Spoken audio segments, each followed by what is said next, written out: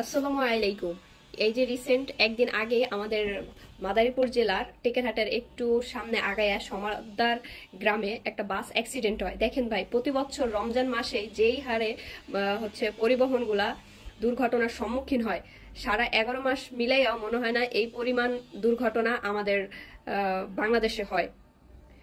Specific ভাবে জানি না আসলে তারা কি মানে মেন্টালিটি বা কি চিন্তা ভাবনায় তারা মগ্ন থাকে, যেই কারণে হচ্ছে তারা গাড়িগুলা খুবই স্পিডে ড্রাইভ করে। দ্যাটস ওয়াই এরকম বড় বড় দুর্ঘটনা হয়। ভাই, একটা বাসে সিট থাকে 60 থেকে 65টা, তাহলে আপনি বুঝেন একটা বাসে কতগুলা যাত্রী থাকে।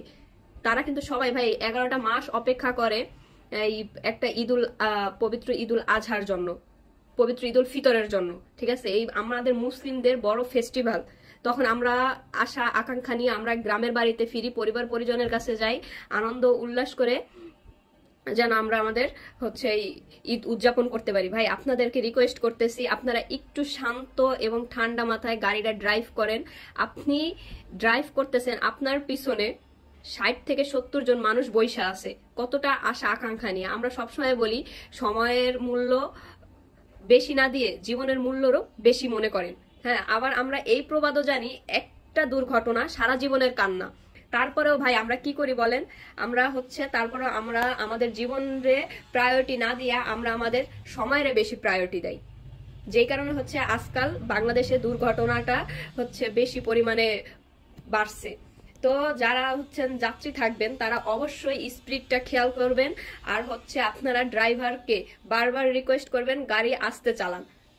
বুঝছেন ভাই, আপনি মারা গেলে আপনার পরিবারের ক্ষতি হবে, আপনার পরিবারের পা হাত হারাইলে সেইটার দায়ভার আপনাকেই নিতে হবে। তো বুঝতেছেন ভাই, আমি আপনি যদি অসুস্থ থাকি, আমাদের কিন্তু সাহায্য করার মতো এই পৃথিবীতে কেউ নাই। একদিন, 2 দিন, 1 মাস, 2 মাস, হ্যাঁ, তারপরে এমনি মানুষ মুখ ঝাংটি, লাথি, গুতা, উষ্টা দিতেই থাকবে ভাই। বুঝছেন বিষয়গুলা? একটা দুর্ঘটনা সারা জীবনের কান্না। যদি আপনি জায়গার উপরে মারা না যান, মনে রাখেন আপনার একটা হাত ভাঙে গেল, পা ভাঙে গেল, আপনার আল্লাহ যদি আরো 20 বছর বাঁচাই রাখে, তাহলে কিন্তু আপনি মানুষের উপরে ডিপেন্ডেন্ট হয়ে যাবেন। আর মানুষের উপরে ডিপেন্ডেন্ট হইলে ভাই, জীবনে যে কি পরিমাণ হ্যাসেল ভোগ করতে হবে, তখন আপনি নিজে মৃত্যু কামনা করবেন যে আল্লাহ তুমি দুর্ঘটনায় আমার মরণ দিলা না কে। বুঝছেন ভাই, প্রতিটা বছরই আমাদের টেকেরহাট বরিশাল কুয়াকাটার যে হাইওয়ে রোডটা আছে, বাস আলাদের প্রচুর 100-120 স্পিড থাকে ভাই।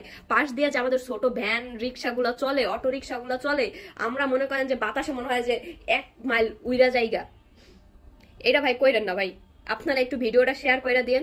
অবশ্যই এই যে বাস ড্রাইভাররা একটু খেয়ালভাবে বাসগুলা ড্রাইভ করবেন, আর যাত্রীরা যারা থাকবেন তারাও সতর্ক করে দিবেন। দেখেন, দ্বিতীয় রমজানে কি একটা অবস্থা, এখনো তো মানুষজন তাদের কর্মস্থল থেকে তাদের প্রিয়জনের কাছে ফেরাই শুরু করে নাই। তার আগেই দেখেন আল্লাহ একটা দুর্ঘটনা লিখে রাখছিল। আল্লাহ বলে নাই যে তুমি তোমার নিজের ইচ্ছায় একটা তুমি কিছু করো, তোমারে বলছে সতর্ক থাকতে।